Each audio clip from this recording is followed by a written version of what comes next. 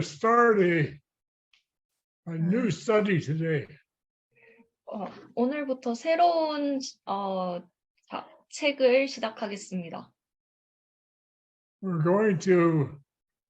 went through Romans once before, but we're going to go through Romans again.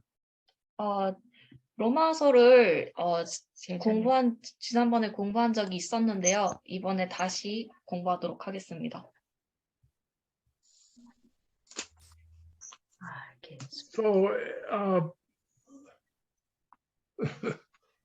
if you have questions or suggestions or insights, then as we go, please share them with us.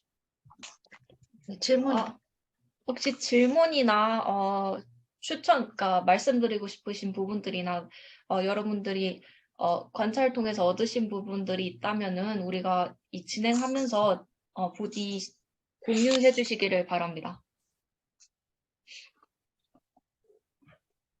So our Bible studies are not meant to be monologues. So we will want to discuss if you have anything on your mind at all. 우리 성경 공부 시간이 저 혼자만의 그 독백이 되지 않게 여러분들이 의견을 나눠주시기를 바랍니다.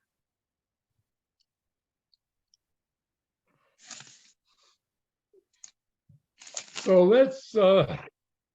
let's pray and then we'll begin. So Brother Christopher, lead us in Korean prayer and then we'll begin. 기도하고 시작하겠습니다. 하나님 아버지, 참 하나님을 아는 가정에서 태어나지도 못하고 하나님 아는 사람들을 주변에도 없었으며 어둠 속에서 방황하던 참 저와 같이 비천한 인생을 주님께서 불쌍히 여겨주시고 돌아보신 걸 생각할 때 주님께 감사함을 드립니다.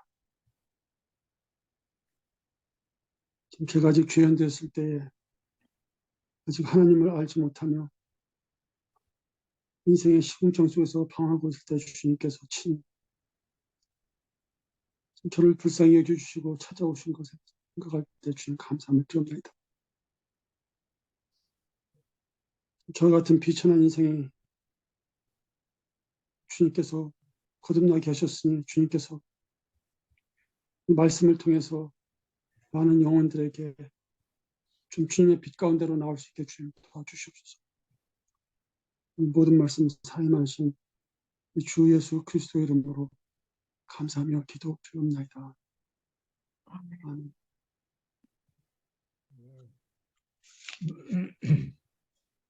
Amen. Okay, if you will turn to Romans chapter 1, and we're going to try to go through the first 17 verses today. 오늘 로마서 1장을 시작하겠고요. 우리는 오늘 첫 17구절을 공부하도록 시도하겠습니다. So the first 17 verses are introductory to the rest of the epistle. 그래서 이 첫 17구절이 나머지 책의 어떠한 일종의 소개라고 할 수 있겠습니다. So Eugene, would you please read just verse 1? 1절 읽겠습니다. 예수 그리스도의 종 바울은 사도로 부르심을 받아 하나님의 복음을 위하여 택정함을 입었으니. All right, so verse 1, Paul has introduced himself in three ways. 1절에서 바울은 그 스스로를 세 가지 방법으로 소개하였습니다. He said he's a servant of Jesus Christ. He's called to be an apostle, and he separated unto the gospel.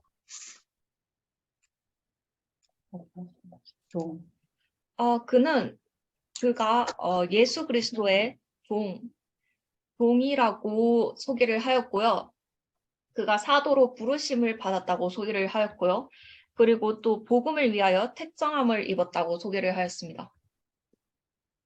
Now I know that some of you have been taught that the servant of God is a title reserved to certain people, usually the pastor of the church. 저는 여러분 중 몇몇 분들이 하나님의 종은 몇몇 사람들, 특별한 사람들을 위한 어떤 지위라고 배워왔다는 것을 압니다. 주로 교회 목사와 같은 사람들 말이죠. And in the Old Testament, that was somewhat true. Moses and David and Samuel were all referred to as the servant of God. 그리고 구약에서는 그것이 어느 정도 사실이었습니다. 모세와 다윗은 하나님의 종으로 불려왔습니다. But in the New Testament, when Jesus referred to the servant being not greater than his master, he was talking about the believers. So we're all servants of God.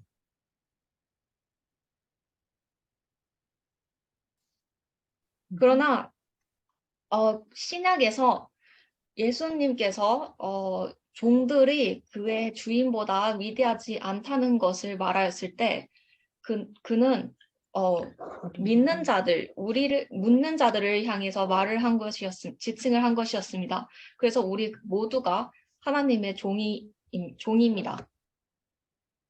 So we need to see ourselves as servants of God, just as Paul was. But then it says he was called to be an apostle.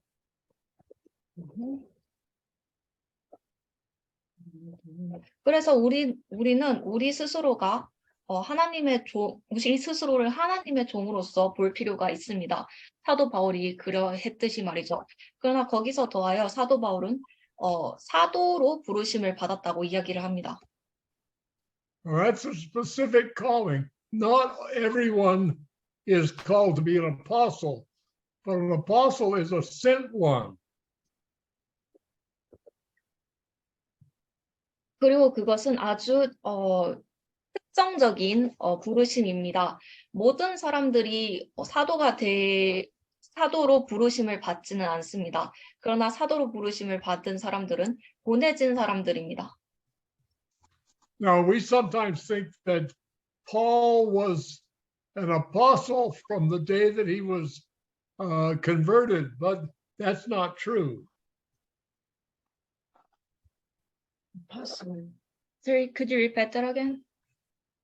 Sometimes we think that the apostle Paul was an apostle from the day he was converted, but that's not true. There was a point in time when the apostle Paul became an apostle.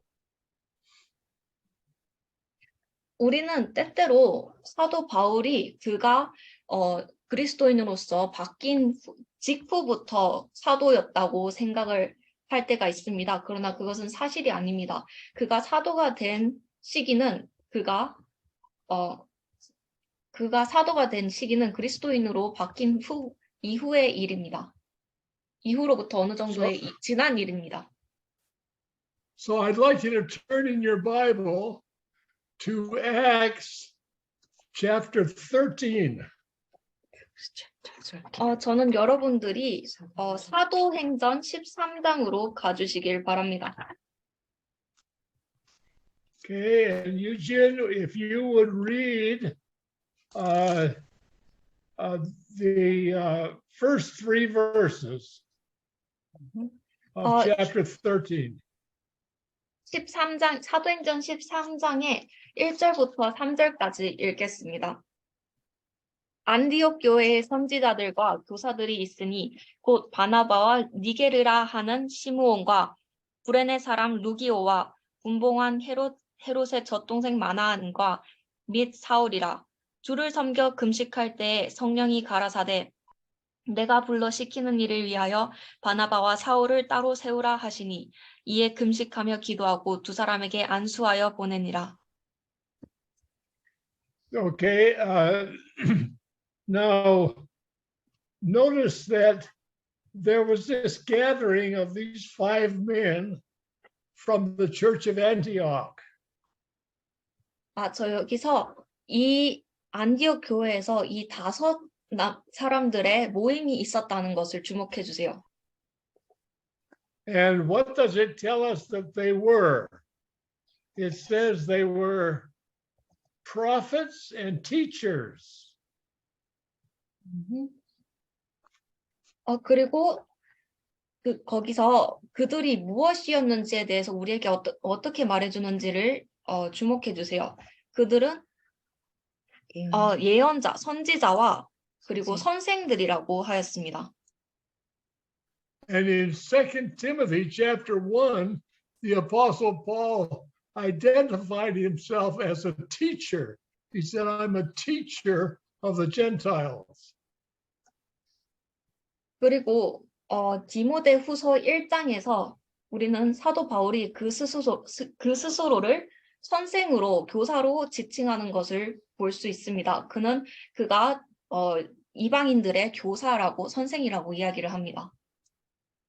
But as these 5 men who were apostles who were prophets and teachers were gathered together. 그러나 이 5 사람들이 선지자이고 교사였던 5 사람들이 이 안디옥 교회에 모여 있습니다. So while they were seeking the Lord and fasting and praying, the Holy Spirit said, separate Paul and Barnabas to the work whereto I have called them.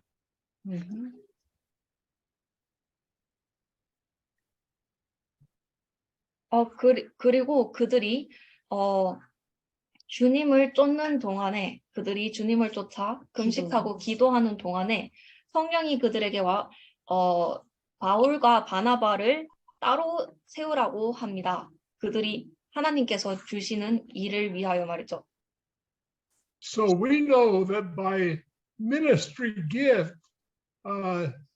Paul was a teacher, and we know from the 14th chapter of Acts that Barnabas was a prophet. 그리고 우리는 사역의 선물로 사도 바울은 바울이 교사였고 그리고 사도행전 14장에서 알려주듯이 바나바가 선지자였다는 것을 압니다. But in Acts 13:4, read the 4th verse of Acts 13. 그러나 사도행전 13장 4절 읽겠습니다. 두 사람이 성령의 보내심을 받아 실루기아에 내려가 거기서 배 타고 그룹으로 가서. So it tells us that when they were praying, the Holy Spirit said, separate Paul and Barnabas to the work, and then they were sent out by the Holy Ghost.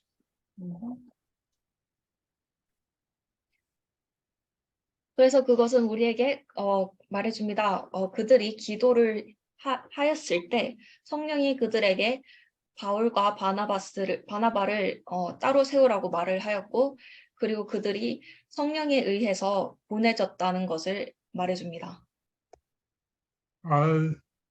Jesus in Hebrews is called the Father's apostle. He came forth as an apostle.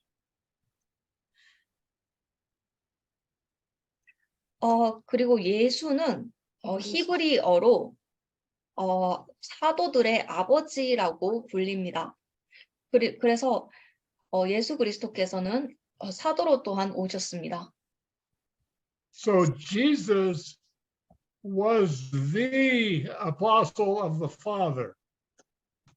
그래서 예수께서는 하나님 아버지의 그 사도였습니다. And then Jesus called 12 men and sent them forth. And so we have the 12 apostles of Jesus Christ. 그리고 예수께서는 12명의 사람들을 불렀고 그리고 그들을 보내었습니다. 그래서 우리는 12명의 예수 그리스도의 12명의 사도가 있습니다. And then we have Paul and Barnabas and several other men in the New Testament that were not one of the 12 apostles, but they were apostles nonetheless, sent forth by the Holy Ghost.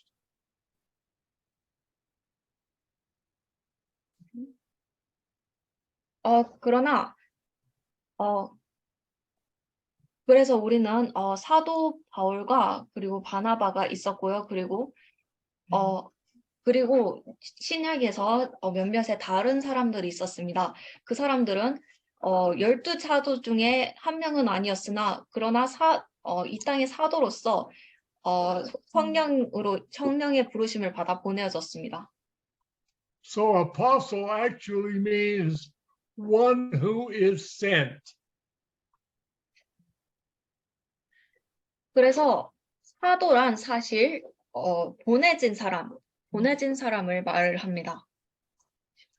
So there are still apostles today, but those apostles are not replacements of the original 12. That's not an office. 그래서 우리는 여전히 사도들이 있습니다, 오늘날에. 그러나 그 사도들은 이 12사도들의 처음 12사도들의 대체는 아닙니다. 이것은 어떠한 공격적인 의미는 아닙니다. So today, instead of being, when we send someone out, we call them missionaries, sangyosa. But that word in the original language is the same word as apostle, sent one. 그래서 오늘날 우리는 사람들을 보낼 때 사도라고 부르는 대신에 그들을 선교사, 미셔너리라고 부릅니다. 그러나 그 단어는 사실 원래 언어의 그 단어의 원래 언어의 의미에서는 그 단어 또한 사도를 의미합니다. 보내진 사람을 의미합니다.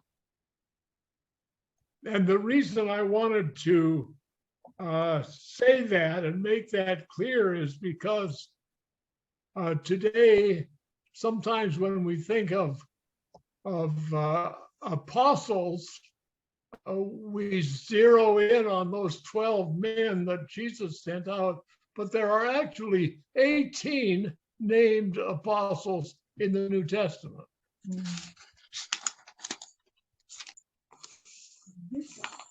제가 이것을 분명하게 말하고 싶었던 이유는 왜냐하면 오늘날에 우리가 사도를 생각을 할 때 우리는 그 12사도들만 생각을 합니다. 그러나 신약에는 사실 그 사도라고 지칭되는 이름들이 18명이 있었습니다. So Paul was not one of the original 12. Paul was sent out by the Holy Spirit as a missionary. 그래서 바울은 12사도 중에 그 처음 12사도 중에 한 명은 아니었으나 성령에 의해서 선교사로서 보내졌습니다. But having said that, we don't want to reduce the importance of Paul's foundational ministry to the church. 그러나 그것을 제쳐두고 우리는 그러나 바울이 교회의 기초를 짓는 데 있어서 사역한 데 있어서의 그 사역의 중요함을 줄이고 싶지는 않습니다. And Paul had a very specific assignment. He was separated to the gospel of God.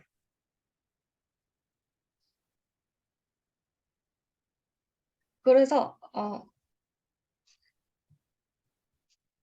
그리고 바울은 아주 특정적인 그런 과제를 가졌었습니다. 그는 하나님의 복음을 위해서 따로 분리되어 부르심을 받았습니다. Okay, did we confuse anybody or is that clear? Clear. 제가 여러분들을 헷갈리게 만들었나요? 아니면 이게 분명한가요? Good. Okay. Go ahead. She said good. Oh, okay. Now notice in verse 2 of Romans chapter 1 that the gospel was promised by the prophets in the Old Testament, that is the Holy Scriptures.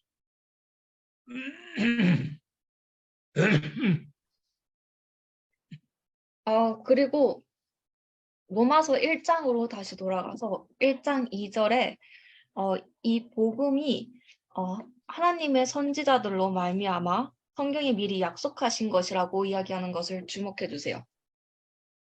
So the gospel is not just a New Testament doctrine. The gospel was the very heart of even the Old Testament. 그래서 이 선지자들은 구약의 선지자들을 말합니다. 그래서 이 복음이 그저 신약의 교리만은 아닌 것은 아닙니다. 그러나 그것은 또한 구약의 중심이 되는 그러한 것이었습니다. And it revolves around his son, the Lord Jesus Christ. 그리고 그것은 그의 아들 예수 그리스도를 포함하고 그리고 그 예수 그리스도를 주변으로 되풀이 되는 그런 것이었습니다.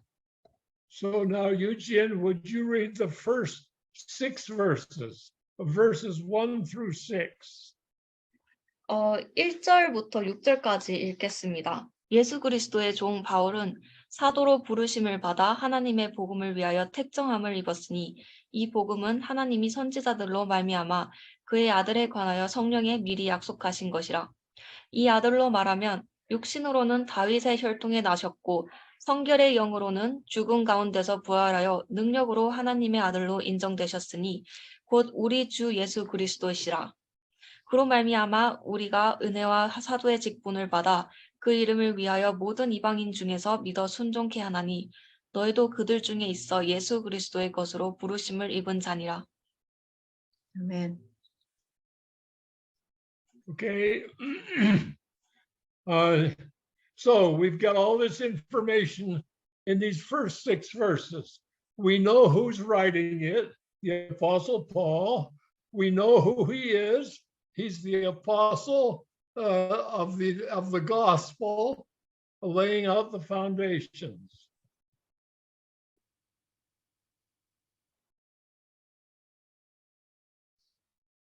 그래서 우리는 이 모든 정보들을 이 첫 6구절에서 가지게 되었습니다. 우리는 그가 누구에게 쓰고 있는지를 알고요. 그리고 우리는 그가 누구인지를 압니다. 그는 복음의 사도 이 교회의 기반을 놓기 위한 복음의 사도입니다. And we know what the gospel is about.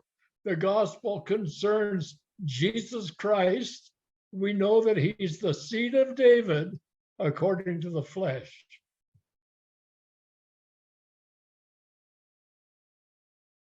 그리고 우리는 또한 복음이 무엇에 관한 것인지 압니다. 그것은 예수 그리스도에 관한 것입니다. 그리고 그는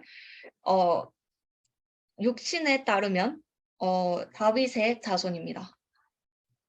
And we also know that he's the Son of God according to the power of the resurrection. 그리고 우리는 또한 그가 부활의 힘에 따라서 하나님의 아들인 것 또한 압니다. So that's how Paul introduces himself to the Roman believers. 그리고 그것이 바로 사도 바울이 그 스스로를 로마의 믿는 자들에게 소개하는 방법입니다. And then in verse 7, we know who he's writing to. He's writing to all that be in Rome, a beloved of God, who are called saints. 그리고 7절에서 우리는 그가 누구에게 이것을 쓰고 있는지 압니다. 그는 모든 로마에 있어 하나님의 사랑하심을 입고 성도로 부르심을 입은 모든 자에게 이것을 쓰고 있습니다. So there's another little piece of information here that's important, especially to religious people, that saints are the believers. They're not a special class of believers. They are all the believers.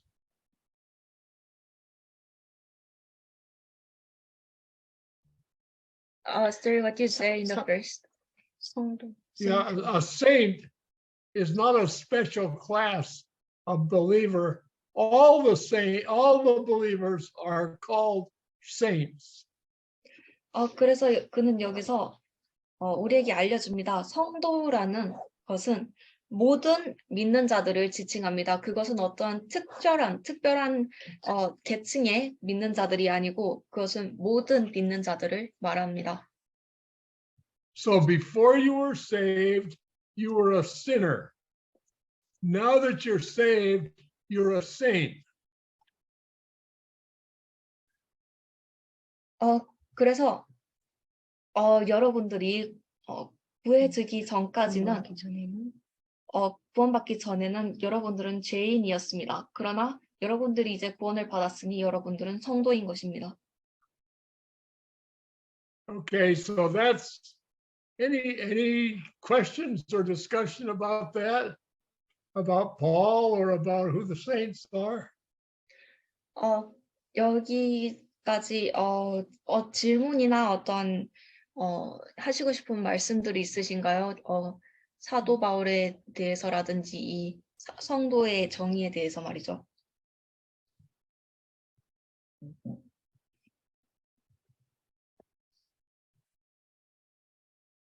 So that was pretty elementary, but we're just assuming that there may be some who are not familiar with all those terms, but I'm sure most of us are.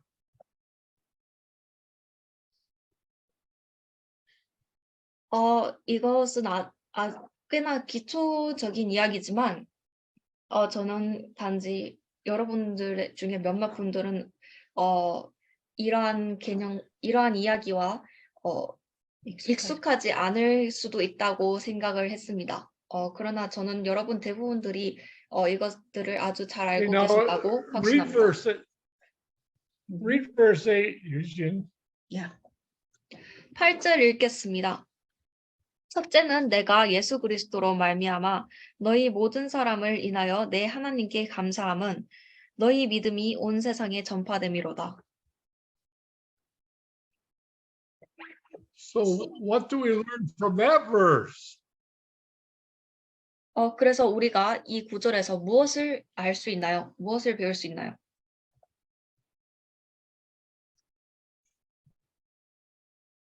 Well, now remember, Paul at this point had not been to Rome, so he did not establish the Roman church.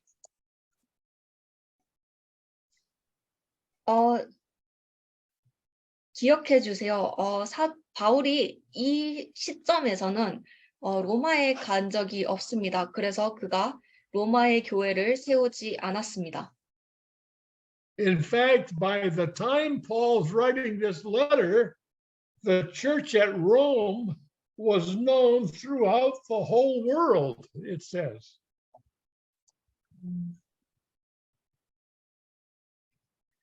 그러나 사실 사도 바울이 이 편지를 쓴 시점에서는 이미 로마에 있는 교회가 온 세상에 알려져 있다고 이야기를 합니다. So who planted the Roman church? 그래서 누가 이 로마의 교회를 심었나요? We don't know that. It doesn't tell us who did that. But at this point, Paul is going to insert his ministry into the church that was already founded by somebody else.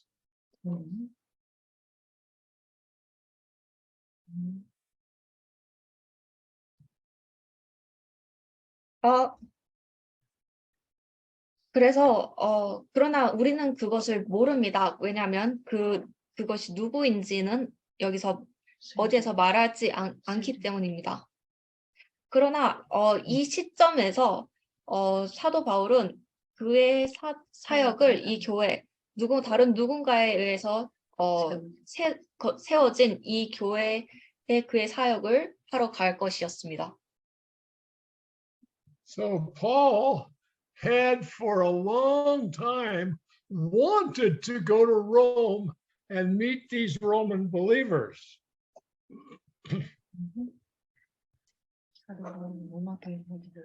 그래서 사도 바울은 아주 오랜 시간 동안 이 로마 교회에 가서 이 믿는 자들을 만나고 싶어 하였습니다. And we learn that from the next few verses. So would you read verses 9 through 13? 그리고 우리는 그것을 다음 몇몇 구절에서 배웁니다. 9절부터 13절까지 읽겠습니다.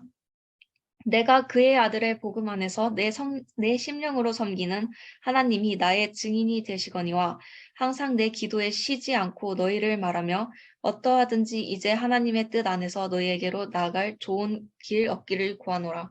내가 너희 보기를 심히 원하는 것은 무슨 신령한 은사를 너희에게 나눠주어 너희를 경고케 하려 함이니 이는 곧 내가 너희 가운데서 너희와 나의 믿음을 인하여 피차 아니함을 얻으려 함이라.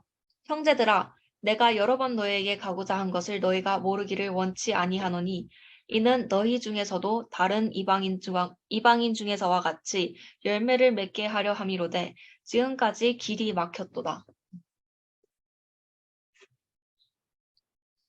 Okay, so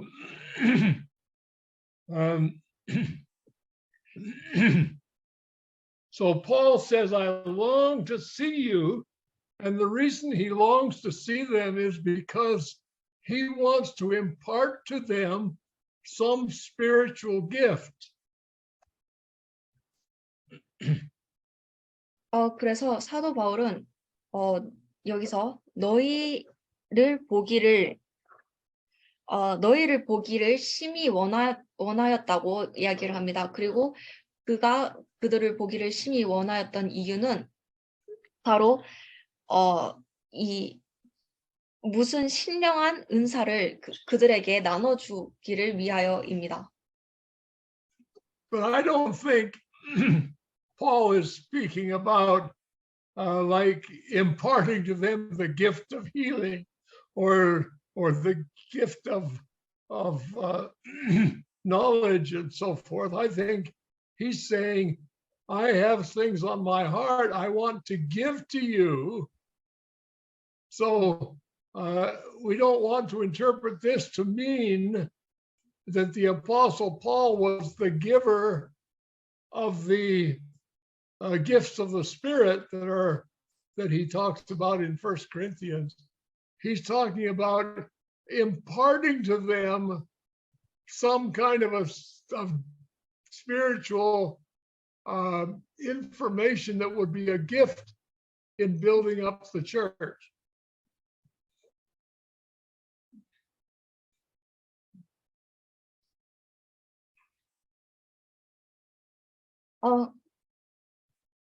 그러나 저는 여기서 사도 바울이 어떠한 종류의 치료하는 힘이나 그 어떠한 종류의 지식을 선물을 전하고 싶어 한 거라고는 생각하지 않습니다. 그는 여기서 내가 내 마음속에 너에게 주고 싶은 무언가가 있다고 이야기를 하고 있는 것입니다. 저는 여러분들이 이것을 그가 성령의 선물을 주는 것으로 해석하지 않기를 바랍니다. 그가 고린도전서에서 말하듯이요. So, Sorry, I'm not done yet. 그러나 그는 여기서 그들에게 어떠한 종류의 영에 대한 정보, 영에 대한 그런 영적인 정보에 대한 교회를 짓는 데에 있어서 선물이 되는, 도움이 되는 어떤 영적인 정보에 대한 선물을 주고 싶어 하는 것입니다. Okay, now I want you to look at verse 11 and 12 a little carefully here. 그리고 저는 이제 여러분들이 11절과 12절을 조금 조심스럽게 봐주시기를 바랍니다. So in verse 11, he says, I want to impart to you some spiritual gift for this reason, that you might be established or built up.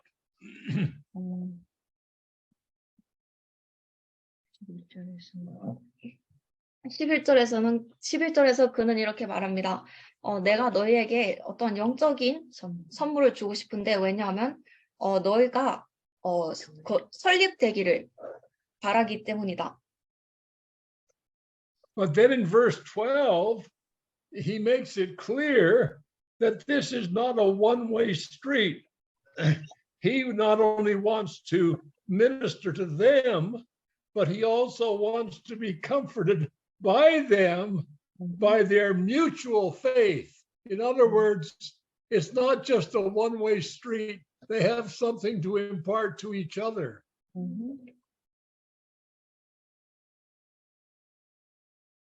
일반 동행이 아닙니다. 그러나 12절에서 그는 이것을 아주 분명하게 합니다. 이것이 바로 일반 동행적인 것이 아니라고요.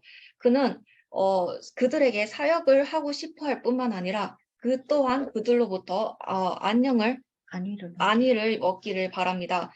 그들의 어떤 서로 간의 교제와 공동적인 그러한 것, 믿음을 통해서 말이죠. 그래서 이거는 일방적인 통행이 아니고 서로 무언가를 주고받는 것입니다. So perhaps you have wondered over the course of our fellowship together why I keep soliciting your input, your remarks, and so forth. And this is the reason that the fellowship of the saints, even for the Apostle Paul, was a two-way street. 여러분들은 아마도 제가 우리 교제 시간 동안에 왜 계속해서 여러분들의 여러분들의 의견을 물어보았는지 궁금했을 것입니다. 그리고 그 이유는 바로 여기 있습니다. 바로 사도 바울 또한 서로 쌍방으로 교제를 원하였기 때문이죠. So it's very important when we're sharing things with each other, which are gifts, then that if there is response, then it's a mutual encouragement and we build up each other. It's not just a top-down instruction period, but a time of ministering to one another.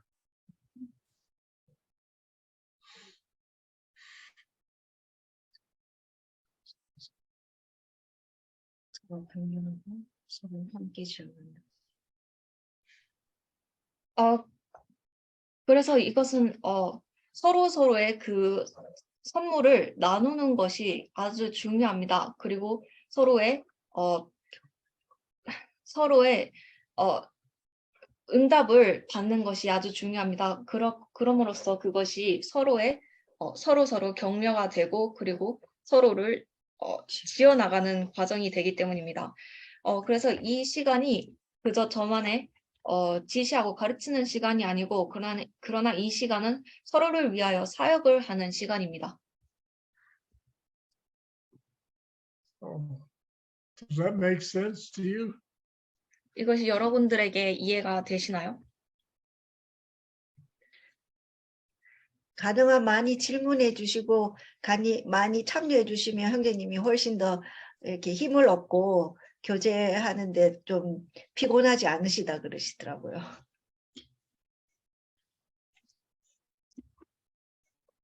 가장 형제님이 이렇게 말씀을 여러 사역을 하시는데 가장 힘든 거는 아무도 반응 안 해주고 졸고 있고 그럴 때 자기가 굉장히 힘들었다고 저희들 만나서 얘기해 주셨어요.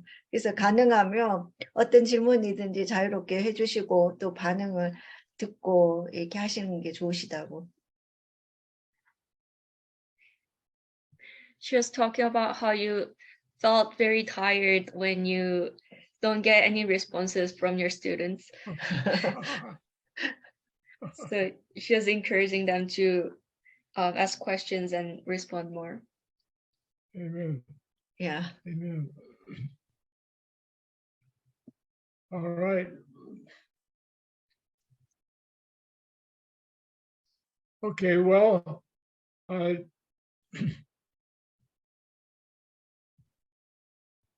he goes on and he tells us, starting at verse 14, he begins to tell us why he is so eager to impart the gospel. So read verses 16 and 17. No, read read 14 through 17. 그리고 그는 나아가서 14절부터 시작해서 우리에게 그가 왜 이렇게 복음을 전하는데 열정적인지 그 이유에 대해서 말해줍니다. 14절에서 17절 읽겠습니다. 헬라인이나 야만이나 지혜 있는 자나 어리석은 자에게 다 내가 빚진 자라. 그러므로 나는 할 수 있는 대로 로마에 있는 너희에게도 복음 전하기를 원하노라. 내가 복음을 부끄러워하지 아니하노니 이 복음은 모든 믿는 자에게 구원을 주시는 하나님의 능력이 됨이라.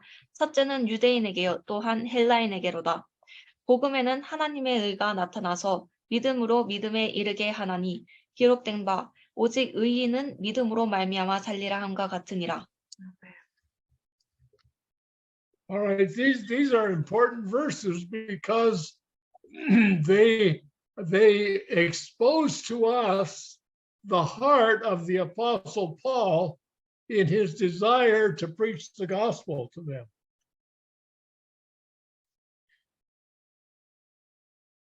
그래서 이 구절은 아주 중요합니다. 왜냐하면 이 구절들은 우리에게 사도 바울의 그 마음과 그 심장과 그리고 그의 복음을 전하기 위한 그 갈망을 우리에게 드러내주기 때문이죠. So notice in verses 15 and 16, or in verses 14 and 16, that he speaks about two groups of people, the barbarians and the Greeks. And in verse 16, he speaks about the Jew and the Greek. 그래서 여기서 14절에서 16절 사이에 그가 이 두 가지 부류의 사람들에 대해서 이야기하는 것을 주목해 주세요. 그는 14절에서는 14절에서는 헬라인과 야만인에 대해서 이야기를 하고 16절에서는 유대인과 헬라인에 대해서 이야기를 합니다. So he makes it very clear that there are two kinds of people in the church. That is, those who came from among the Jews and those who came from among the Gentiles, or in this case, he calls them Greeks.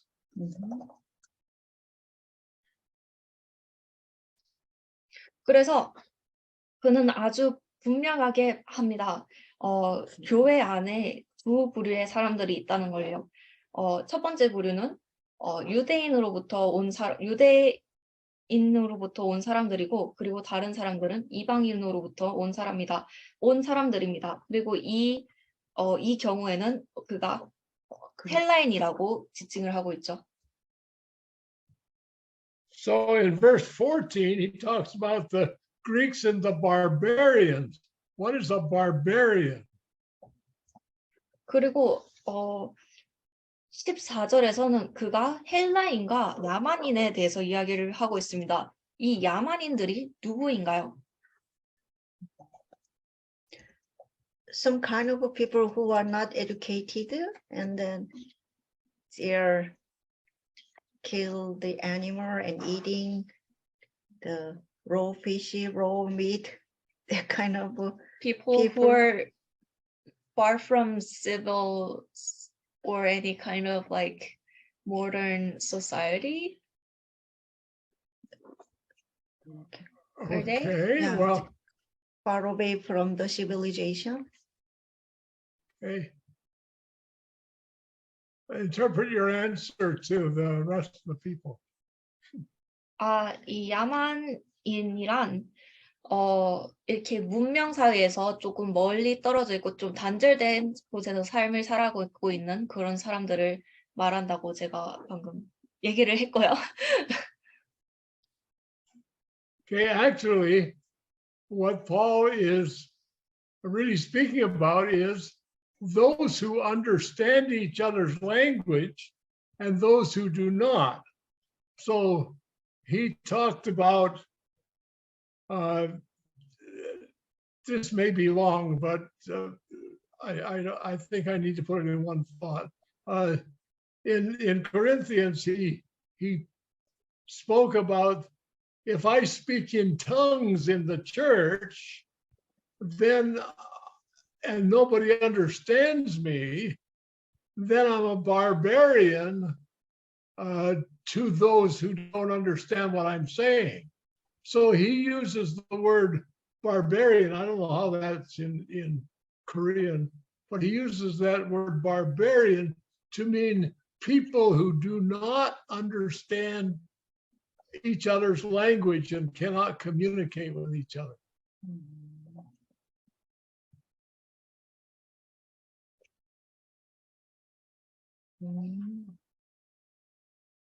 그래서 고린도서에서 그는 이렇게 말합니다. 내가 교회 안에서 이 혀로 방언을 한다면 그렇다면 어느 누구도 내가 하는 말을 이해하지 못할 것이다. 그러면 그 사람들은 그리고 그 이해를 내가 자신이 하는 말을 이해하지 못한 사람들을 일컬어 야만인, barbarian이라고 지칭을 하였습니다. 그래서 사도 바울이 말하는 이 야만인, barbarian이란 단어는 서로의 의사소통이 안 되는, 서로 간의 의사소통이 안 되는, 서로의 언어를 이해하지 못하는 사람들을 지칭한다고 합니다. So then the gospel is then for those who speak my language, those who don't understand my language, for the wise and for the unwise. It's for everybody.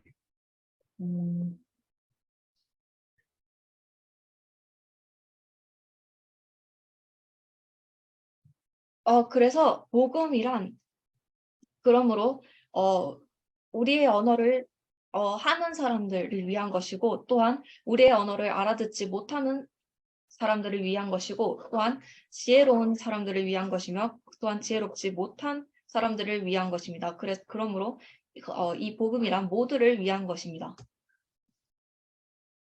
Now, sometimes we are ashamed in public to really speak up and preach the gospel or share the gospel because we know that it's a minority view.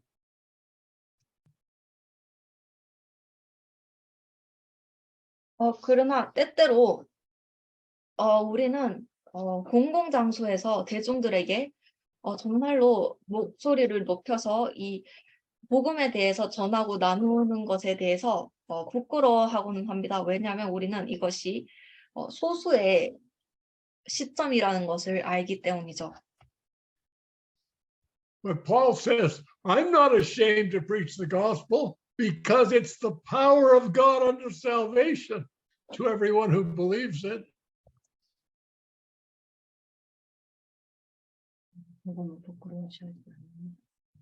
그러나 사도 바울은 이렇게 말합니다. 나는 그 복음에 대해서 부끄러워하지 않는다. 왜냐하면 이 복음이 바로 믿는 자들 모두를 위하여 그들에게 하나님의 구원의 힘이 되기 때문이다. It's as though a ship in the ocean were sinking and all the people are in the water and I'm the only one that has a life saver to throw to them. So should I be ashamed to throw the lifesaver because I'm the only one who has one and I'm in a minority? The answer to that, of course, is no, I shouldn't be ashamed.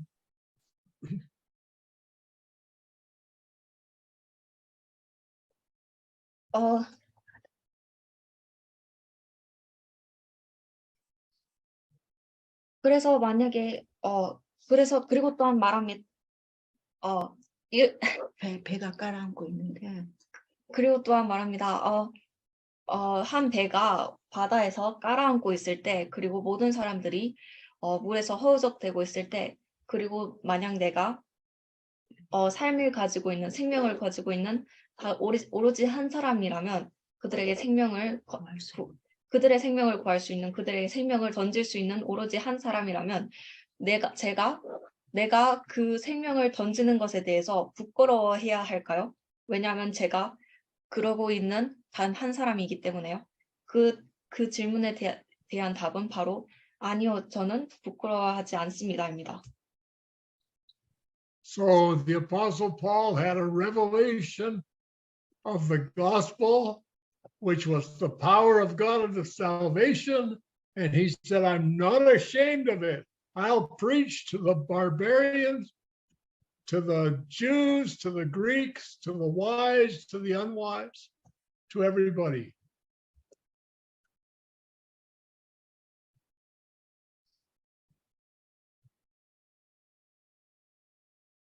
그래서 사도 바울은 하나님의 구원의 힘이 되는 이 복음을 드러냈습니다. 그리고 말했습니다. 나는 이것에 대해서 부끄럽지 않다고요. 나는 이것을 야만인에게나 유대인에게나 헬라인에게나 지혜로운 자에게나 지혜롭지 않은 자에게나 모두에게 전할 것이라고요. All right, so we're speaking here about the fact that he's not ashamed of the gospel of Christ because it's the power of God unto salvation, and it's power to everybody. And then in verse 17, he tells us why.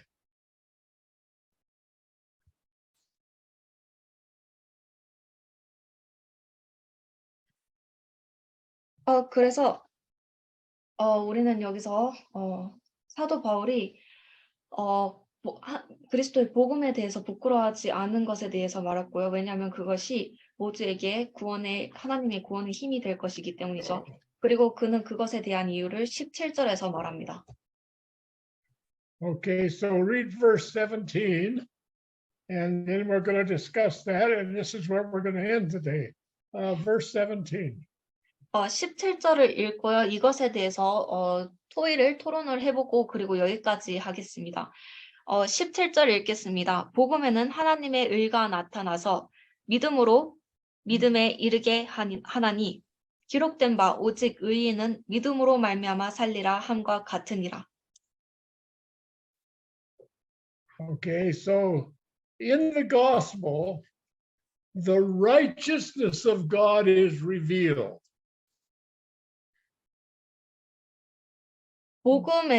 복음으로 말미암아 하나님의 의가 나타난다고 이야기를 합니다. Have you ever thought about that? 여러분들은 이것에 대해서 생각해 보신 적이 있나요? How is the righteousness of God revealed in the gospel? 어떻게 해서 하나님의 의가 복음에 나타나게 되는 것일까요? The gospel is that Jesus was born in a miraculous birth. He lived and he died and he rose again from the dead. How is the righteousness of God revealed in that?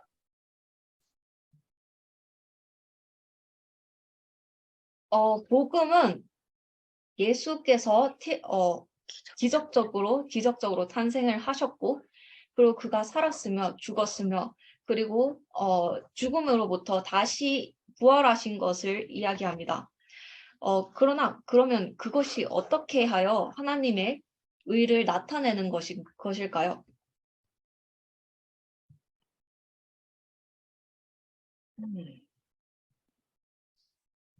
What do you think?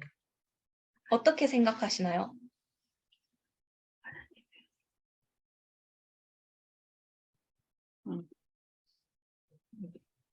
우리의 선한 행위가 아니라 하나님이 보내신 아들 예수 그리스도의 온전한 행하심으로 말미암아 그 하나님의 의를 우리가 믿음으로 받아들인 것을 하나님의 의라고 저는 생각합니다.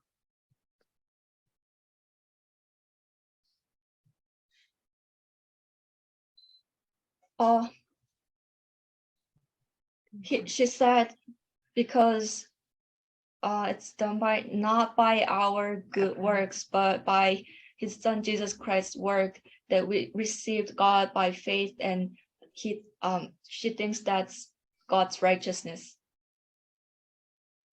That's true. That's very excellent. And then add to that this.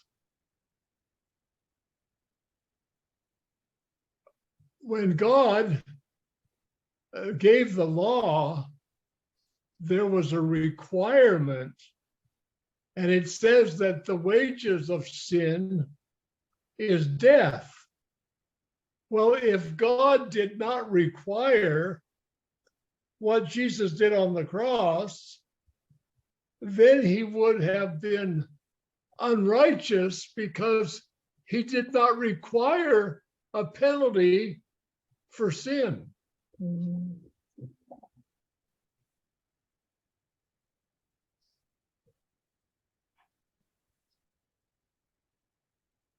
그것은 사실입니다. 아주 좋은 답변이었습니다. 그리고 그것에 더해서 하나님께서 이 율법을 주셨을 때 그것에는 이런 필요 사항들, 요구 사항들이 있었습니다. 그리고 이렇게 말하였습니다. 죄의 대가는 사망이라고요. 그래서 만약 하나님께서 예수께서 십자가에서 하신 것과 같이 그러한 요구를 하지 않으셨다면, 그렇다면 하나님께서는 의롭지 못하신 것이 되셨을 것입니다. 왜냐하면 그가 죄에 대한 대가를 요구하지 않았기 때문이죠.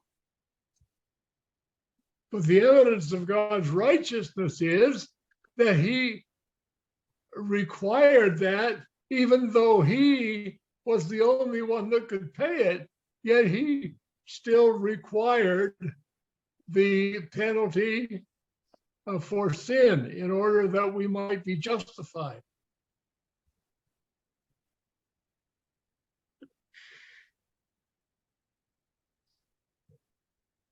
그러나 하나님의 의로우심의 증거는 바로 그것입니다. 그가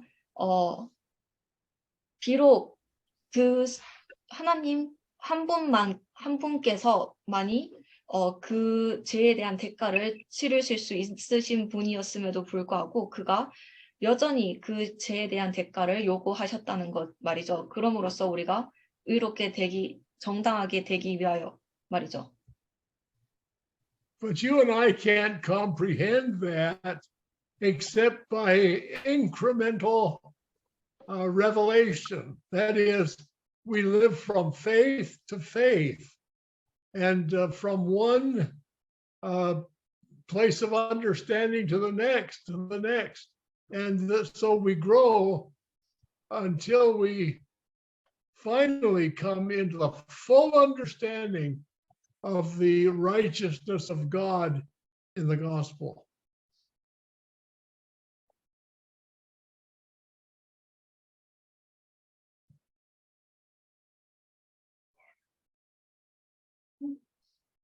그러나 여러분과 저는 그것을 완전히 이해할 수 없습니다. 하나님의 계시가 아니고서야 말이죠. 그것인즉 바로 incremental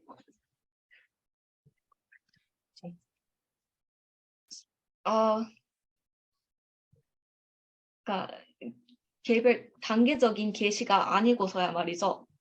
그것인즉 바로 우리가 믿음에서 믿음으로 살고 그리고 한 장소의 이해로부터 다음 장소의 이해로 옮겨가는 그 과정 속에서 우리는 자라게 되고 마침내 우리가 복음 안에 있는 하나님의 의로우심에 대한 완전한 이해를 만나게 됩니다. Okay, so all that, those first 17 verses are introductory to the gospel. And in verse 18, he's going to, which we'll take up next week, he's going to start teaching us piece by piece the gospel of Christ.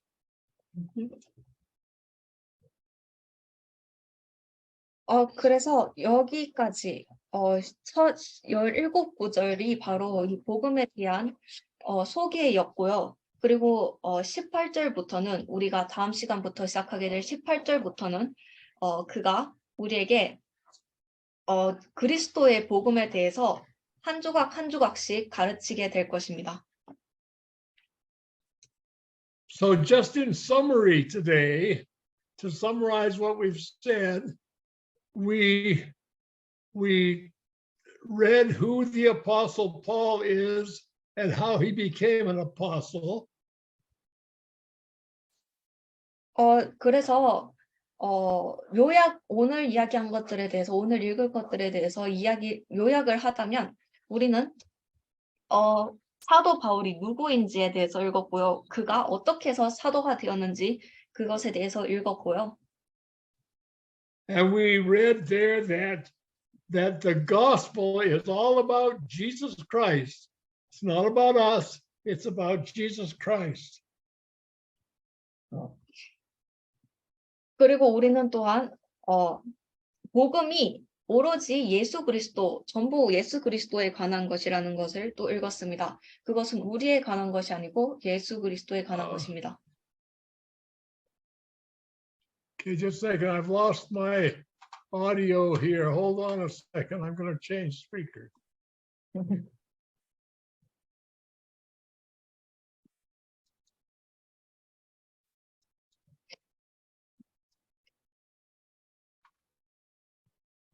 Okay, can you hear me? Yeah. Okay, just a second. That didn't work. I'm not hearing you very well. 아, Uh, 방금 이 음성 소리가 조금 okay, I'm back. 고장이 나서 바꾸신다고 조금 기다려 달라고 하셨습니다. Okay, there we are. So we know that he's writing to the Roman Church, which is established prior to Paul's being acquainted with them. 그래서 우리는 그리고 또한 우리는 그가 이 로마 교회 바울이 그들과 알기 전에 지어진 로마 교회에 쓰고 있다는 것 또한 압니다. And we learn that Paul's expectation of the Roman believers is that their fellowship would be mutual and there would be a two-way intercourse between the church and the apostle.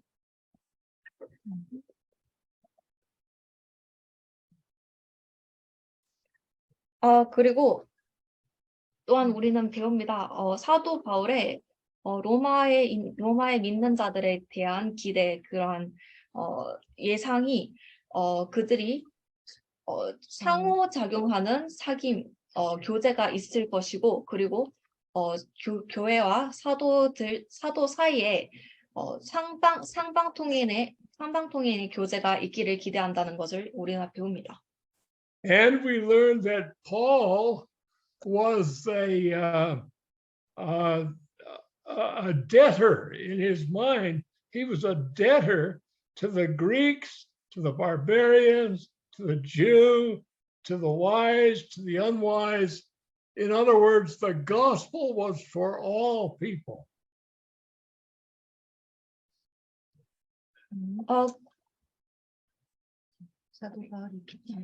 그리고 또한 우리는 배웁니다. 사도 바울이 그 마음속에서 그가 빚진 자였다는 것을요. 그는 헬라인에게 빚진 자였고, 그리고 야만인에게, 그리고 유대인에게, 그리고 지혜로운 자, 또한 지혜롭지 않은 자에게 빚진 자였습니다.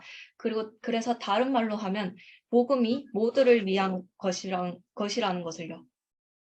And Paul's not ashamed of it because he knows it's the power of God unto salvation to everyone that will believe it.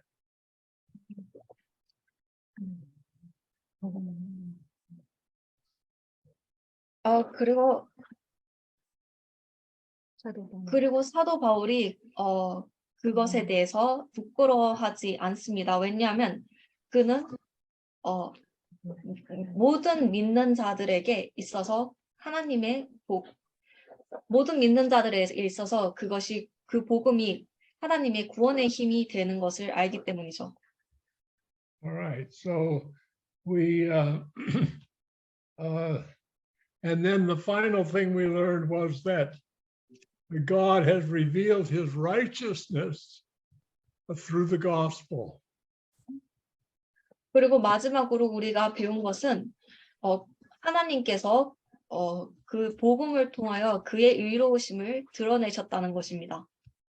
So next week we'll go in from starting at verse 18, and Paul just lays out the whole gospel and gives us the most complete exposition of the gospel found in the New Testament.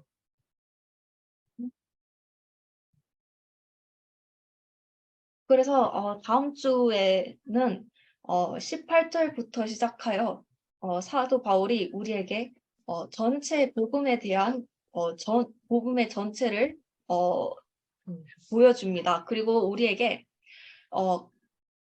가장 신약에서 가장 완벽한 복음에 대한 소개를 해줍니다.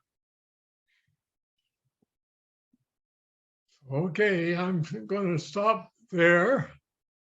And anything you want to add to this before we stop? 저는 여기서 마칠 거고요. 우리가 끝내기 전에 여기에 덧붙이고 싶은 말씀이 있으신가요?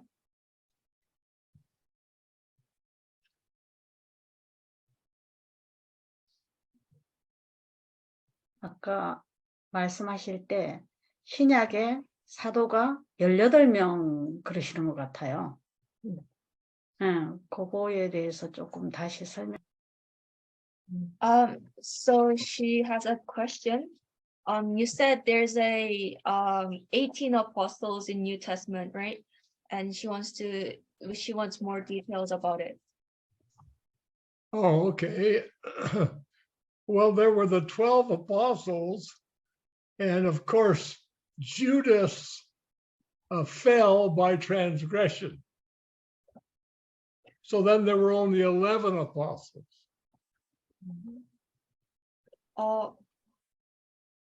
그래서 12사도가 있었습니다.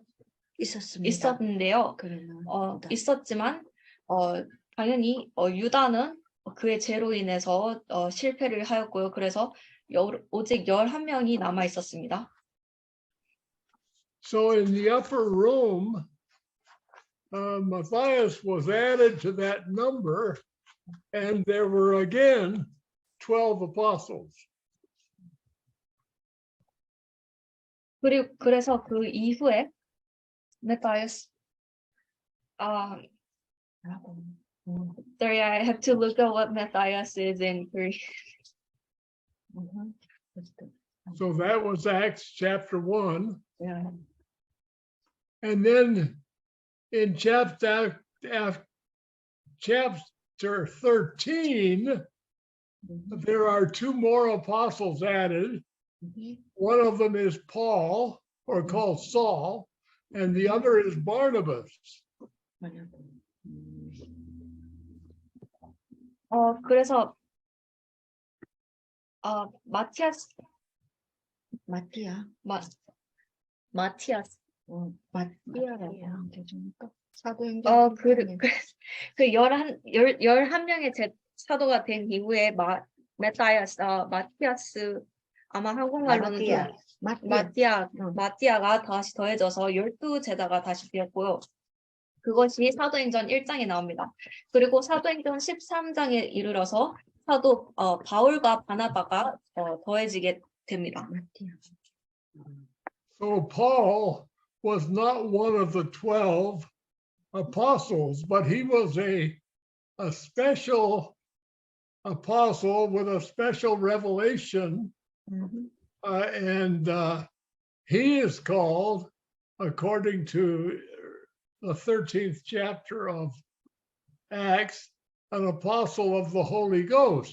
We have Jesus, the Father's apostle.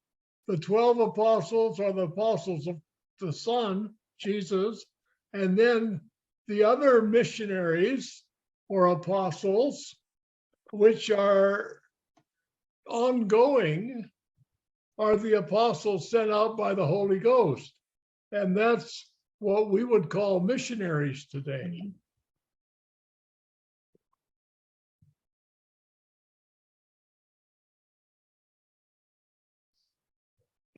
그래서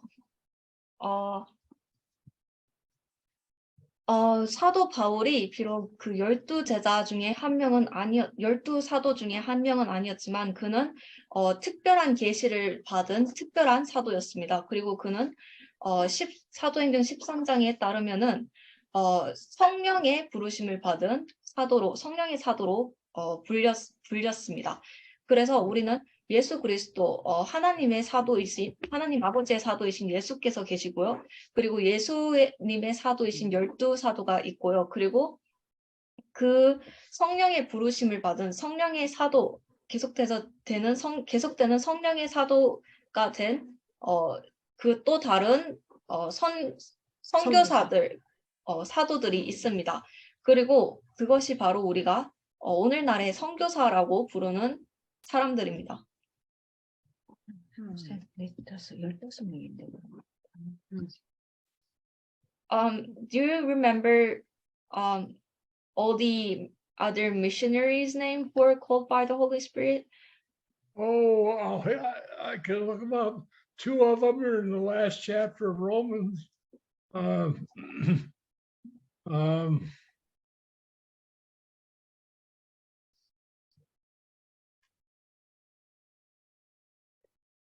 Let me count Jesus and the 12 this Apostles. apostle and the Paul and Barnabas, and then that's all 15. And then so you said There's should be 3 more.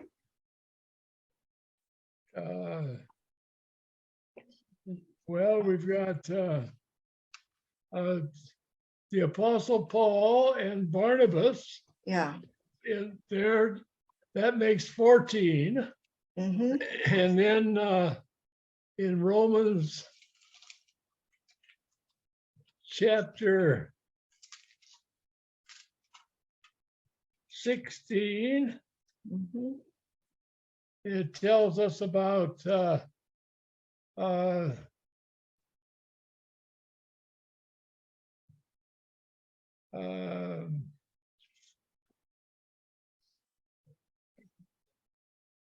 just a second.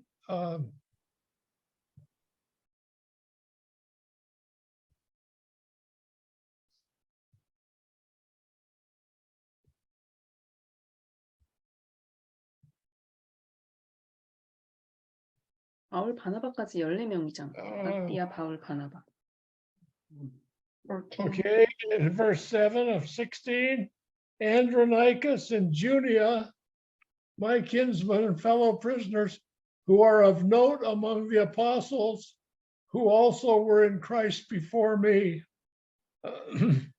So there's 16, and then the other men are not named as apostles, but they are both sent out to do the work of the apostle, which would be Titus and Timothy.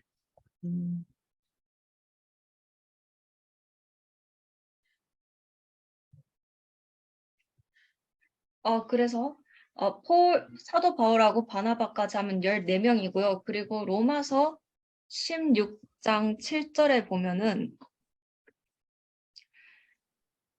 내 친척이요 나와 함께 갇혔던 안드로니고와 유니아에게 문안하라. 저희는 사도에게 유명히 여김을 받고 또한 나보다 먼저 그리스도 안에 있는 자라. 그래서 이 2명이 더해지고요. 그렇게 하여 16명이고요. 그리고 사도라고 이름 지칭을 받지는 않았으나 사도로서 보내져 사도의 일을 하려고 보내졌던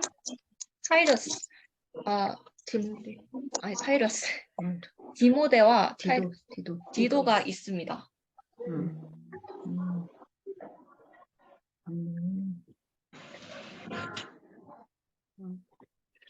땡큐. 잘 알아듣었습니다.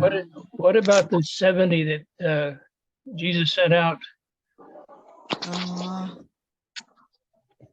예수님이 보내신 70명의 제자들 어떻게 생각하십니까? Yeah, I don't know. It seems to me that those 70 would be also apostles in the but it doesn't say anything about a apostleship with them, so I don't know what to say about that. Seem to you that it's probably apostle by the Holy Spirit, but it doesn't say anything about it. No, the 70 who were sent out. Yeah. it doesn't use that term for them, but they definitely were sent out. So I didn't include them because I'm not sure what to say about them as far as the title of apostleship is concerned. I think there is just some difference between the disciple and apostle. So apostle was sent by the Holy Ghost, and then to or far away, and then but the disciple is kind of a local missionary disciple. Oh, I think disciple, we're all supposed to be disciples, but apostles are those who are specifically commissioned and sent out. Like I don't think everyone who necessarily goes overseas for some reason is necessarily an apostle, but those who go out with the anointing of the Holy Spirit to establish the word, that's what apostleship is. So there are some people who go out for other reasons, humanitarian work and all of those kinds of things. But those who go out to preach the word are apostles.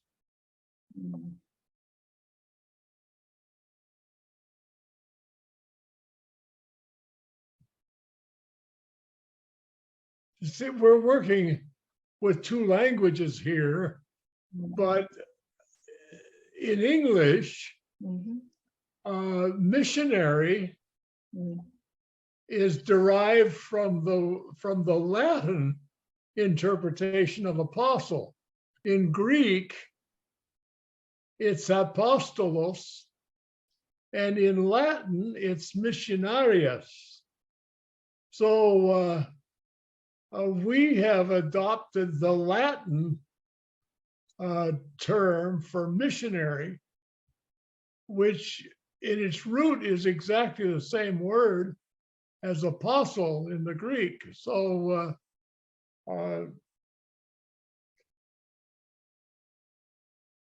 that's where I get the similarity from.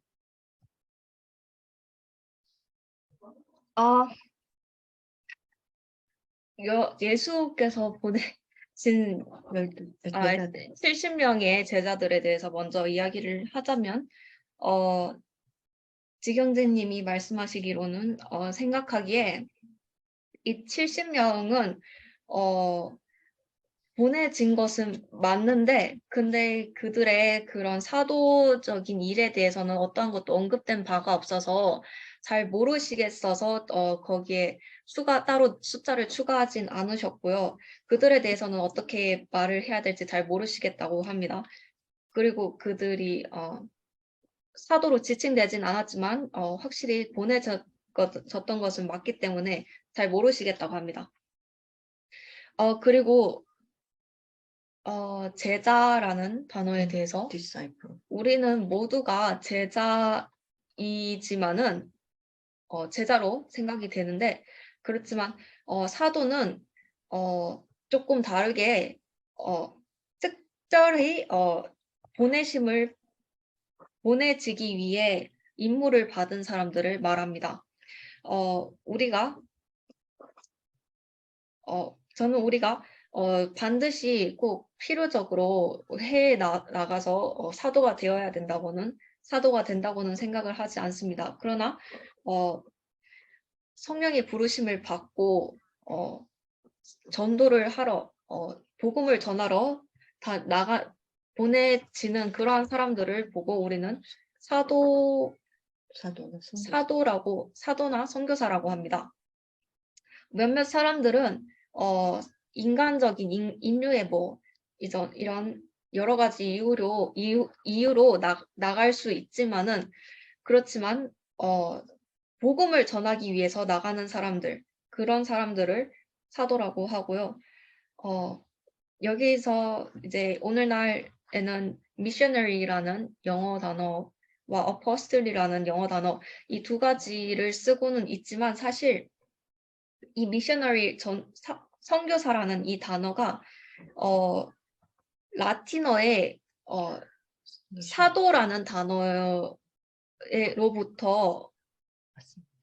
사도라는 단어를 통역한 것으로부터 왔고요.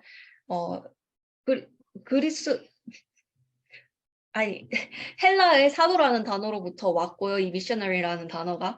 그래서 헬라어로 하면 apostolos, 사도라는 뜻이 되고 라틴어로 하면 missionarias라고 하는데 우리가 이 라틴 단어를 받아들였지만 그 단어 두 가지 그 단어는 이 헬라어의 apostle이라는 단어와 같은 뿌리를 가지고 있다고 합니다.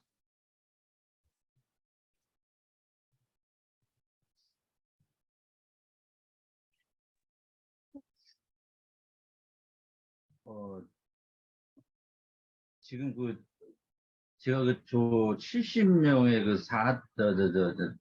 제자들 관계 때문에 이 12종려나무와 70주가 있다라고 이렇게 돼 있잖아요. 출애굽기 15장에 보면 출애굽기 15장.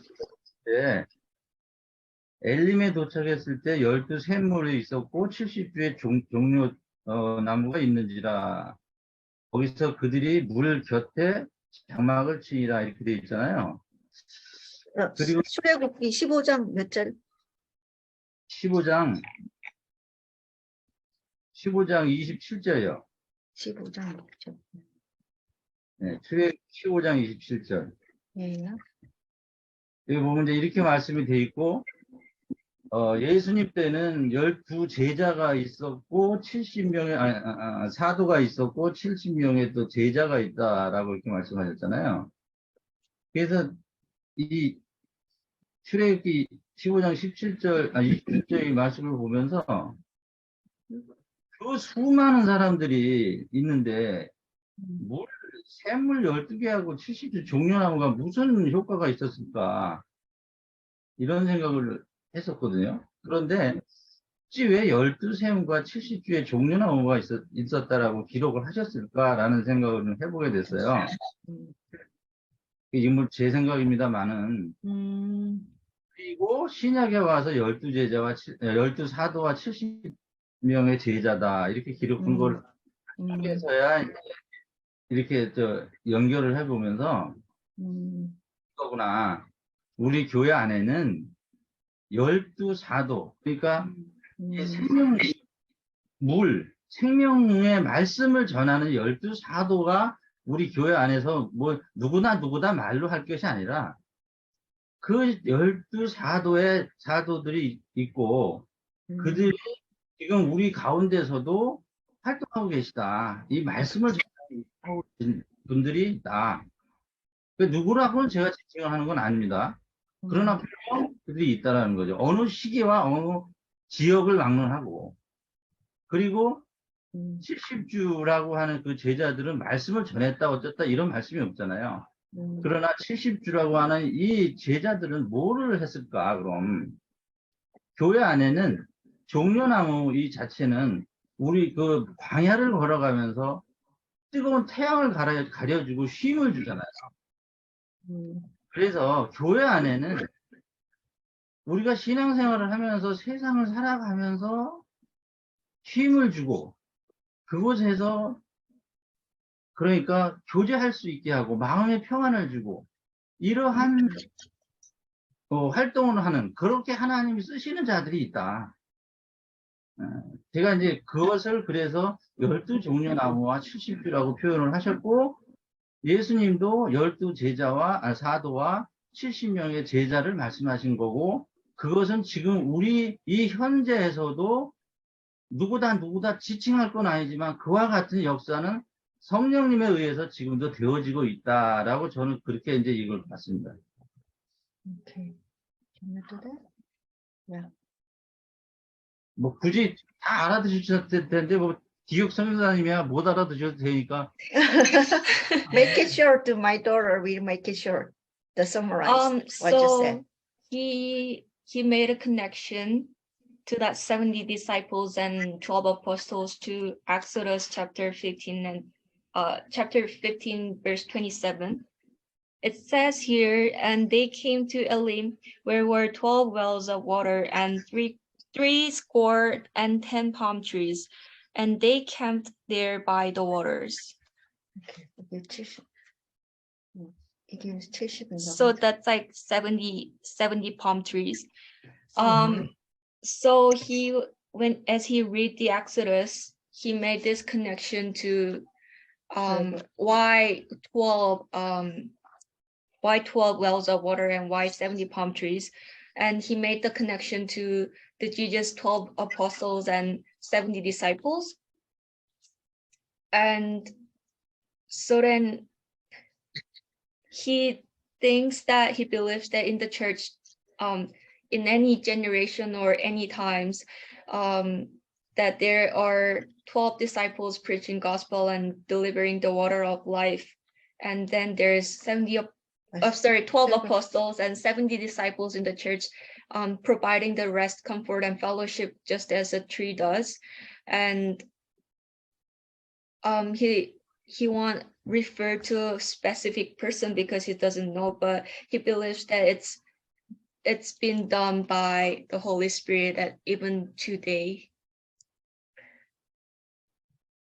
12 where it means 12 apostles, they speak the gospel and they deliver the word of God, and then 70 disciples serve the people, give comfort to the people in church, and share together, serve each other. He believes there is the number of people in church in every generation that God and the Holy Spirit has given the job or provided the work to do. Amen. And gifting them. Yeah. Amen. Well, praise the Lord. That's a good analogy. I don't know exactly how the numbers work out, but that's exactly what happened in the New Testament. The 12 apostles were sent forth, and then those 70 others were also sent out. I'm not sure exactly how to put that together, but I accept what the brother said. I think there's a connection there.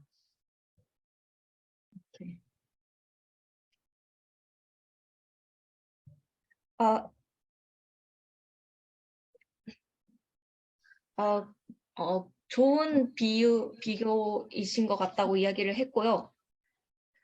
제가 이 숫자가 어떻게 이렇게 뭘까 경제가 있는지 이 숫자가 어떻게 이렇게 진행이 되는지는 잘 모르겠지만, 정확히 진행이 되는지는 잘 모르겠지만, 그것이 바로 신약에서 일어난 똑같은 일이라고 생각을 하고요. 12사도가 보내졌고, 그리고 70명의 제자가 보내졌습니다. 그러나 이것을 어떻게 이렇게 모아서 이렇게 통합할지는 잘 모르겠으나, 그 사이에 연관 관계가 있다는 의견은 좋은 생각이신 것 같습니다.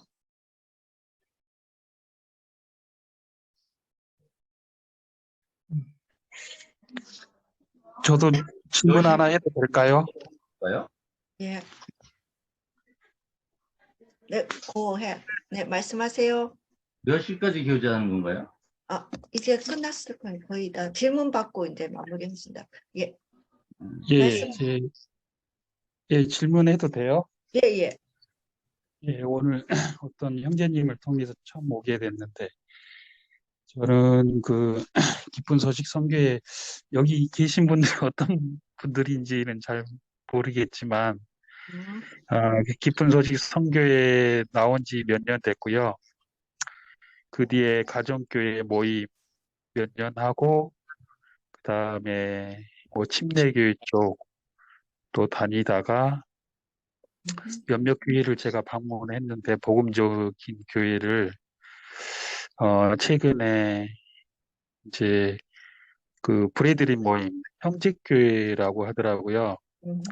알아보니까 초창기에 박옥수 목사님이 또 맥카피 선교사님 몇몇 분들 교류를 하셨다고 하시는데 제가 형제교회 방문을 하니까 예배 형태가 조금 다르더라고요. 저도 기쁜 소식 선교회만 구원받고 쭉 있어서 구원받은 교회가 기소선 외에는 없는 줄 알고 있었는데 기소선 나오고 나니 몇몇 교회들이 구원받은 교회들도 꽤 있더라고요.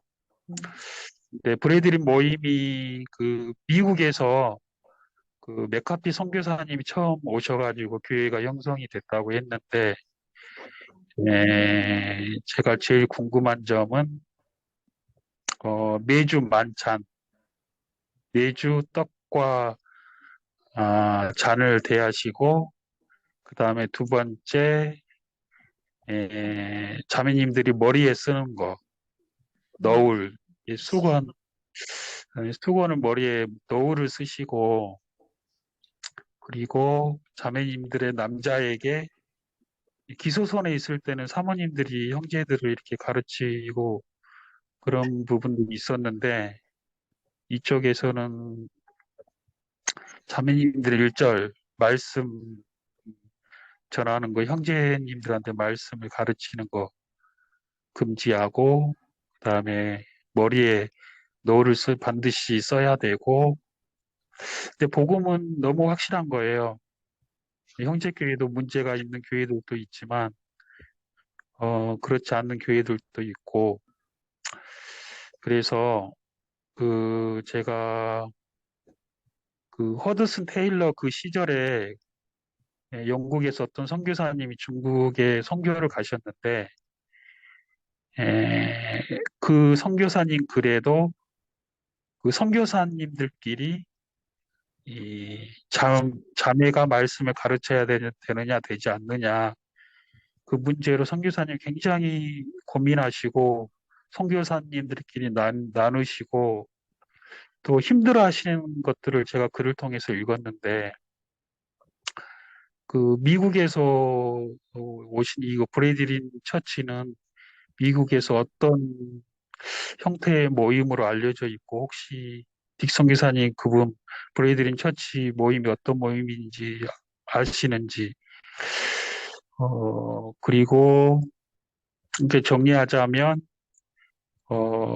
매주 만찬 예배 그리고 두 번째는 머리 수건, 두 번째는 머리 수건, 세 번째는 자매가 형제를 가르치는 거. 자매님들이 가르치는 거 이것 좀 질문하고 싶습니다. 그리고 교회 안에서 그 형제들끼리 교리적으로 의견이 다를 때 어느 부분까지 용납이 되어져서 같이 신앙생활 해야 되는지 그 어느 부분 안 되는지 그 교회는 반드시 나와야 되는지 그 한 네 가지 질문이 좀 되겠네요.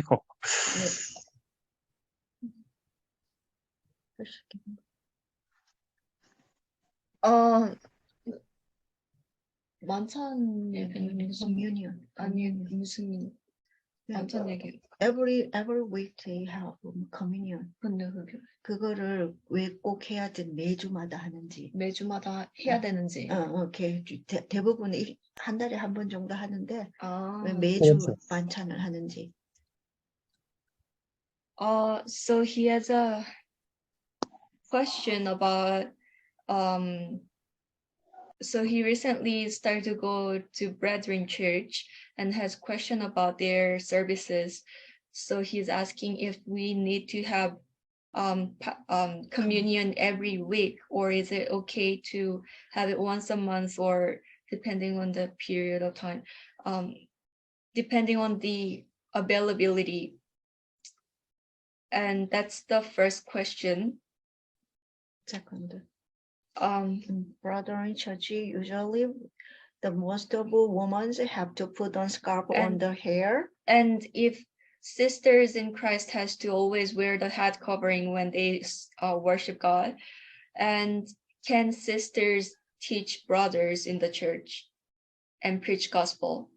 And the other one, the last And question. the last is like, to what extent is it acceptable when brothers have different doctrines? To what extent is it acceptable? And to what, over that extent, what's the standard line that we have to run away from that?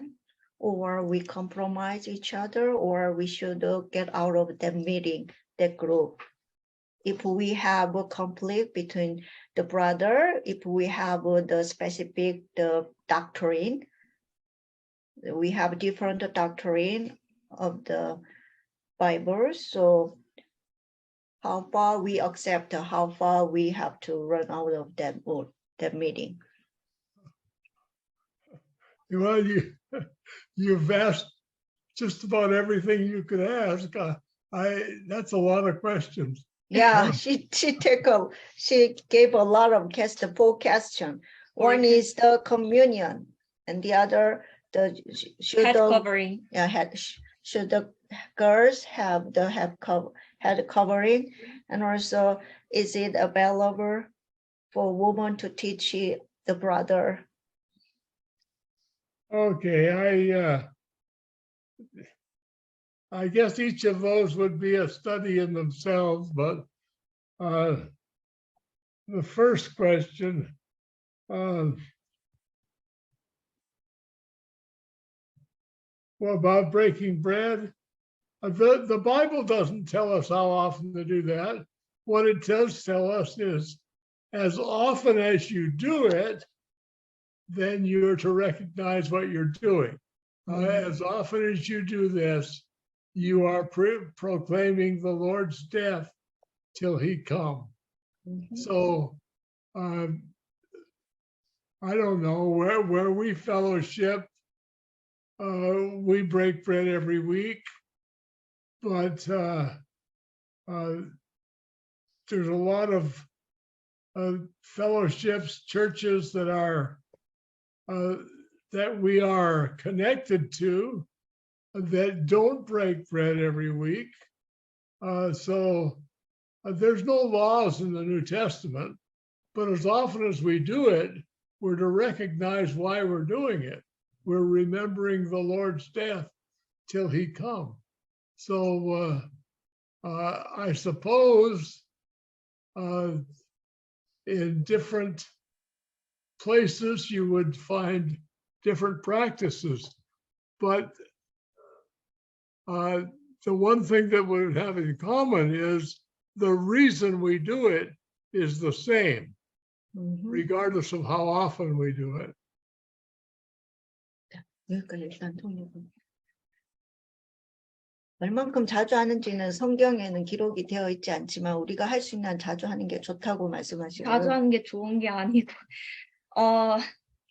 그 질문 하나하나가 좀 그 긴 이야기 공부거리가 될 것 같다고 이야기를 하셨는데요. 그러나 첫 번째 질문부터 말을 하자면 성경은 얼마나 자주 해야 되는지에 대해서는 말하는 바가 없고요. 그러나 우리가 자주 할수록 우리가 자주 하는 만큼 우리가 주님의 죽음을, 그가 돌아오실 때까지 주님의 죽음을 기억하고 맹세한다고 말한다고 이야기를 하고 있습니다. 그래서 잘 모르겠으나 일단은 제가 다니고 있는 교회 그룹은 성찬 예배를 매주 하고요. 그러나 저희 교회와 연결된 다른 그룹들, 많은 다른 교회들이 매주 하지는 않는 것으로 알고 있습니다. 그런 법은 없고요. 그러나 신약에서는 그러한 법은 없고요. 하지만 우리가 그것을 할 때 우리는 예수님을, 주님을 인지하고 그리고 기억해야 합니다. 그가 다시 오실 때까지. 그래서 여러분이 다른 장소들, 다른 교회들에 갈 때 여러분들은 다른 연습들, 다른 실행들을 마주하게 됩니다. 그러나 우리가 그것들을 하는 이유는 우리가 얼마나 자주 하는가와는 상관없이 그것들을 하는 이유는 모두 같습니다.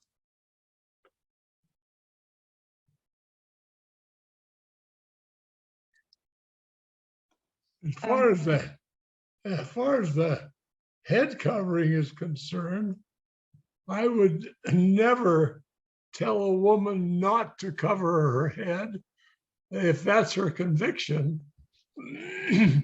So I believe that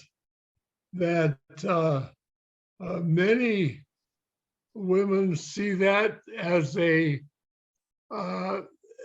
obligation to put a covering over their head, but the scripture clearly says that her long hair is given to her for a covering. So, so I believe that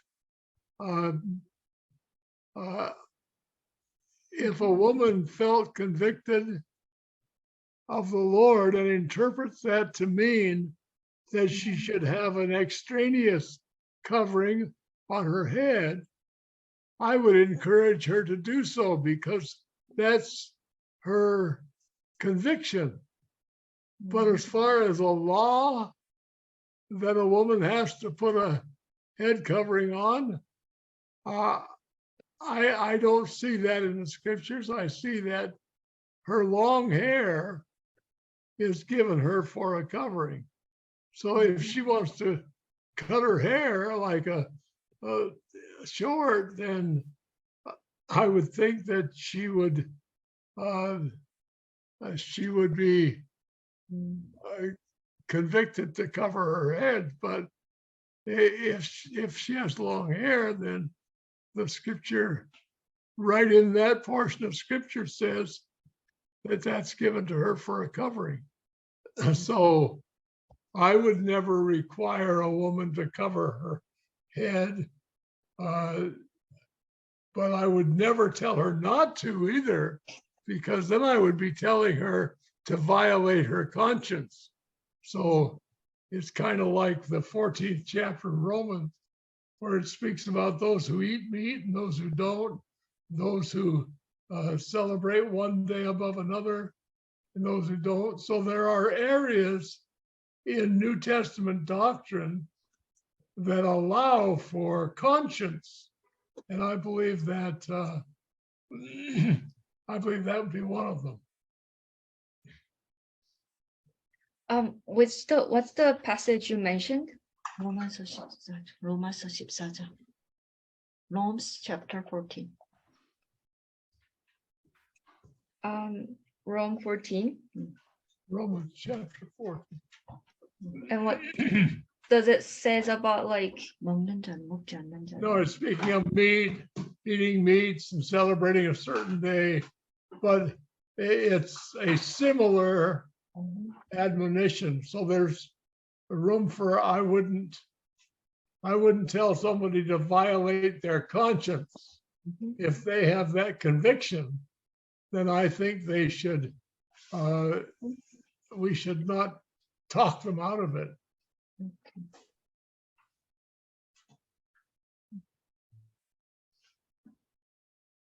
그래서 머리 수건에 대해서는 저는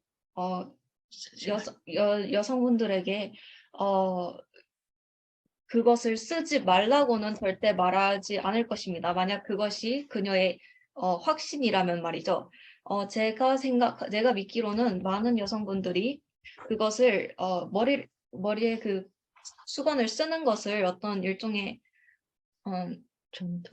전통 뭐 그런 법으로 의식으로 보시고 계신 것 같은데, 그렇지만 성경은 명백하게 말하기를 긴 머리가 주어진 것이 머리를 가리기 위해서 주어진 것이라고, 여자에게 머리를 가리기 위해서 주어진 것이라고 이야기를 합니다. 그래서 만약에 여성분들이 그녀 스스로 그것을 가려야 한다고 뭔가 확신이 느껴지고 뭔가 그렇게 느껴진다면 그러면 저는 그것을 그렇게 하도록 응원은 할 것입니다. 왜냐하면 그것이 그녀의 확신이기 때문이죠. 그러나 법에 관해서는 저는 그것이 꼭 필요하다고는 보지 않습니다. 왜냐하면 긴 머리가 그 가리기 위해서 주어졌다고 이야기를 하기 때문이죠. 그러나 만약에 머리가 짧거나 그렇다면은 그녀 스스로 그것에 대해서 컨빅트 그녀가 그 스스로 마음에 불편함을 느낀다면 그 스스로 마음에 그 양심의 불편함을 느낀다면은 그러면 그렇게 하도록 저는 권장할 것입니다. 그러나 긴 머리를 가지고 있다면 성경은 그 긴 머리가 커버링을 대신하기 위해서 가리는 것을 대신하기 위해서 주어졌다고 이야기를 합니다. 그래서 저는 절대로 여성분들에게 그 머리를 가리라고 요구하지는 않습니다. 그러나 그녀들에게 또한 그러지 말라고도 하지 않습니다. 왜냐하면 그럼으로써 제가 그녀의 양심을 어기게 양심을 불편하게 하는 것이 될 수도 있기 때문입니다. 로마서 14장 말씀을 예시를 들었는데요. 14장 3절. 14장 3절에 보면 먹는 자는 먹지 않는 자를 업신여기지 말고 먹지 못하는 자는 먹는 자를 판단하지 말라. 이는 하나님이 저를 받으셨음이니라 라고 이야기를 합니다. 그래서 그들 스스로 그것에 대한 불편함이나 확신이 있다면은 우리는 그것에 대해서 이야기하지 않아야 합니다. 그리고 신약의 교리에는 이러한 부분들이 있습니다. 우리 양심이 허락하도록 하는 양심의 그것을 맡기는 그러한 부분들이 있습니다. Okay, now as far as the other questions, as far as women teachers and so forth, you can read 1 Timothy chapter 2 and 1 Corinthians chapter 14. And I think I'm going to have to leave you because our time is up and I need to move on. So next time you can explain. Time is over, I think. I'm sorry to hold you so long. Yeah, so next time, so continue to answer this question. okay. Yeah, let's wrap up today. All right. So we're going to close now. Yeah. So let's pray and then we'll close. 그래서 세 번째 질문과 세 번째 질문에 관해서는요. 디모데전서 2장을 읽어보시길 권하고요. 그리고 고린도전서 13장을 읽어보시길 바랍니다. 지금 전부 답변을 하기에는 시간이 너무 많이 지나서 제가 가야 할 것 같습니다. 그래서 기도를 하고 마치도록 하겠습니다. Do you have anyone to appoint for prayer? Yeah, I'll pray and then we'll close. Okay. Father, we just thank you, Lord, for this time we've had together. Ask you, Father, to bless the word that's gone out and cause us, Heavenly Father, to receive by your Holy Spirit that instruction that we need. We ask it in Jesus' name. Amen. Amen. Amen. Okay, we'll see you next week, same time. Thank you so much. 다음 주에 같은 시간에 뵙겠습니다. Okay. Bye, everybody. Thank you for 감사합니다. your time. Thank you for your effort. 자, 모두들 수고하셨습니다. 오늘 긴 시간, 원래 1시간 반 안에 끝내려고 했는데 또 조금 길어졌습니다. 엄마가 있는데. 엄마가 호스트. 감사합니다. Yeah, see you next week.